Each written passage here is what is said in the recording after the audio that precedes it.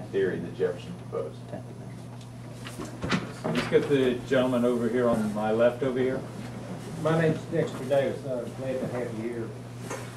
Thank you. What I'd like to know, would y'all, on the bills that come before you, would you pass a bill that they have to read these bills instead of just going along and not looking at the words in it?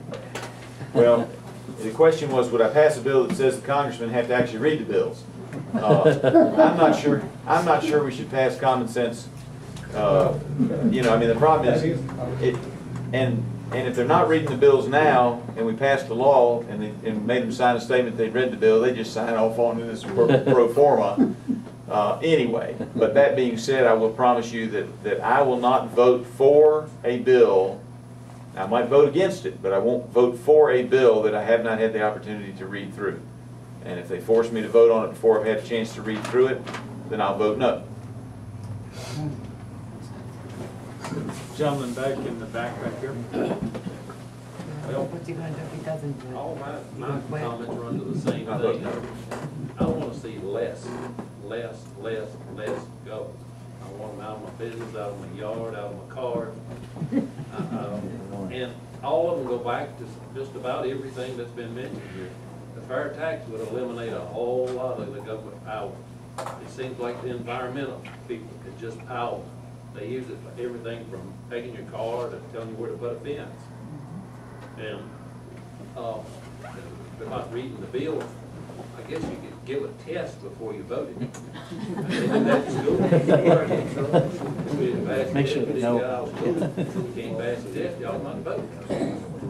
But the government is just getting so invasive. And I have, my question is this: would you support impeaching Obama on the grounds that he's violated his oath of office, violated the Constitution, violated what he's supposed to be doing, and the appointing all the czars to bypass the leaders of the cabinet appointments, because by appointing them, I understand that they don't have to be vetted by Congress. If you run through the proper fashion, the procedures, then Congress would have an opportunity to find out what they're about. He's bypassed all that. We've got laws that are unconstitutional, and it can't be that it's all the Democrats' fault. It seems like everybody's in the same bed up there. I just wonder how you feel about that. Are you willing to go without all the power? The money's not the big thing, it's the power. They go in and make them, what, 175,000 or whatever it is? 173. Yep. They come out millionaires. I don't know how. Oh, Amen. A lot of different questions in there. One, I don't know that I would support impeachment at this time. I have serious concerns, but Congress has the power to deal with that. If there's a czar appointed, why are we paying them? That's where the power of the budget comes back in. If they didn't go through the proper process and they've appointed all these czars, well, what are they doing there? I believe that we can clip the budget and take that out that way. I think there are other protections that Congress has. I believe Congress is letting him get away with a lot of stuff, but I don't believe that it's an impeachable offense at this point. But I do believe that Congress needs to stand up and say, okay, you can have all the czars you want. If they want to volunteer, it's fine with us. Right. And if you make them run through the secretary of whatever agency they need to be, or whatever the cabinet level post that's been approved, you want to make them run their ideas through that person, that's fine with us. But we're not paying these people unless you make them, cabinet level positions and get the approval that you need to get from the Congress, through approval through the Senate. So I think that Congress has other ways to protect its prerogatives, but unfortunately for the last 50 years, Congress has slowly allowed the presidency, and both Republicans and Democrats, to get more, or to absorb more and more power. And that's the whole beauty of the checks and balance concept, is that, no one branch is to have too much power. I believe the presidency as a whole has too much power right now, and Congress consistently allows them to suck that power up. Congress needs to come in and defend the legislative branch of government and defend itself against any president who is attempting to usurp their authority.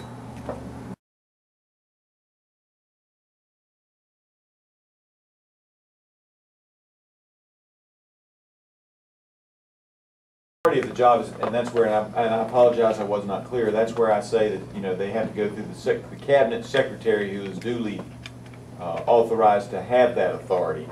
If the president wants to have special advisors to his cabinet secretaries, that is within, I believe, his prerogative, but they don't have the authority themselves. They're going to have to get the secretary to sign off on it. But these czars now aren't the I some of the czars understand. that are actually making rules and making laws that we're having to comply with without the authority of Congress being behind them.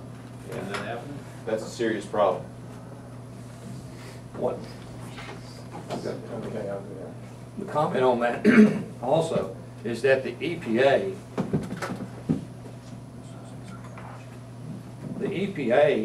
is now starting cap and trade legislation. They are taking what's been approved in the House, and the director of the EPA is putting out regulations, bit by bit, put cap and trade into operation. And they're not waiting on the Senate vote. That's just what I wanted to. Okay, Greg? In our constitutional republic, when all three branches of the federal government become corrupted, what is the balance of power to that? Well, and I think the answer to that is the states have the prerogative to come back in and deal with it. We vote them out.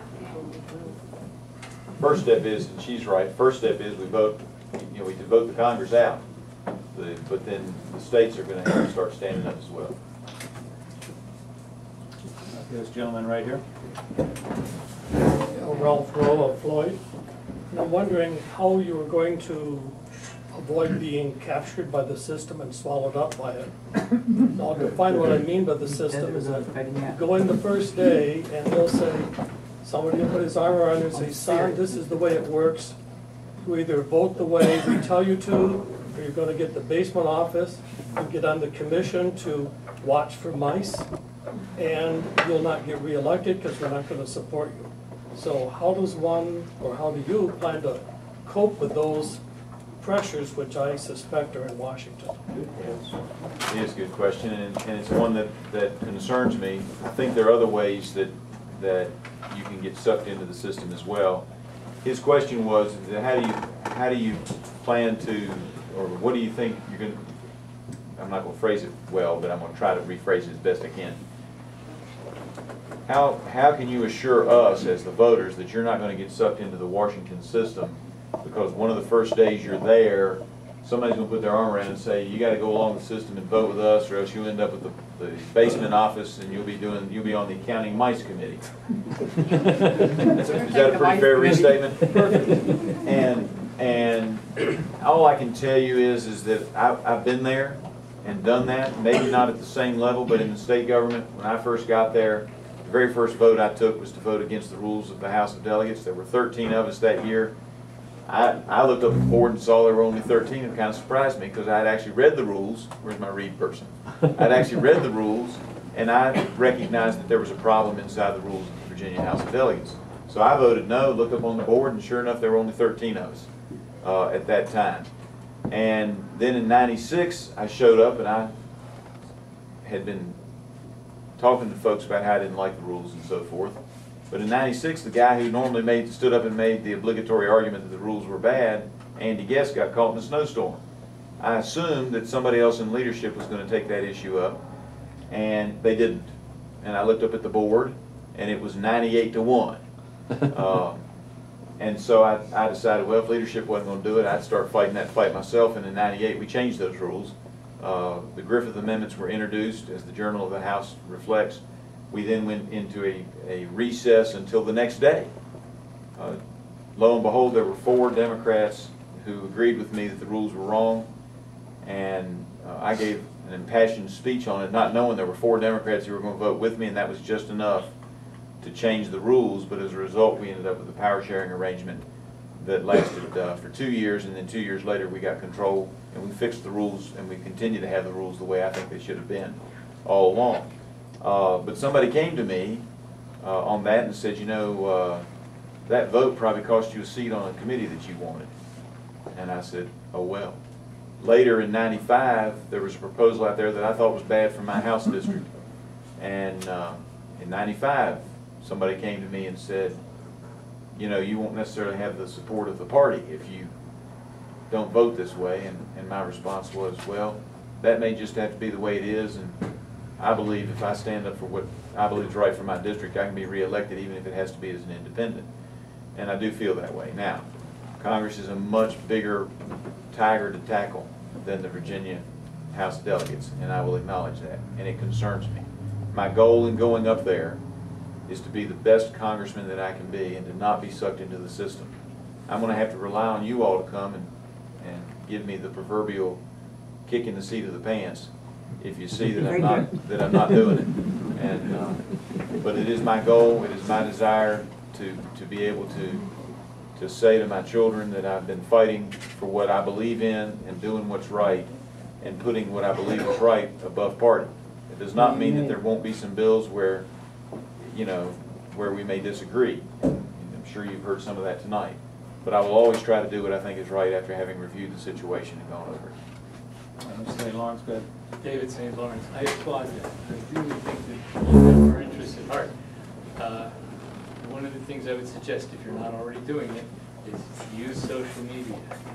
Talk to us directly. Use a blog. Use Facebook. Use things where you cut right through, you talk to us, to everybody who's willing to support you and listen to you. It doesn't get filtered by CNN. It doesn't get filtered by NPR. You know, I mean, they will filter anyway.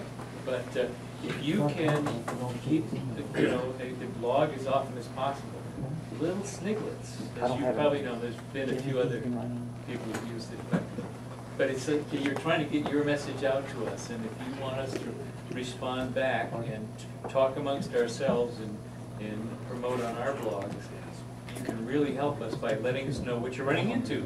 You know, I've been put on mice patrol. Okay? I mean, that's We'll send traps for you. right. Anyway, And what I can say to you is I am using some social media now. Now apparently I got sucked in because I've been banned now from tweeting because I got so into it that I was at a meeting tweeting and they said, you can't be doing that. And I said, okay. I am on Facebook. Now the campaign's on Facebook and I'm on Facebook personally. We'll have to figure that out after I'm elected. I can't keep track of every message that comes through. I think I have about 1,300 friends right now, and when I pull my BlackBerry out to look at it, it changes so fast sometimes I can't even read what's happening. But if you send me, I guess there's like a private message or something you can send. I'm trying to get through those, and most of the time I see what's going on there. Every now and then one slips past me. And I would say in social media or anything else, please don't be offended if you don't get a response. Tag me again. I'm just more concerned about you getting out to us. Absolutely. Because Well, one of the things I plan to do, which is not social media,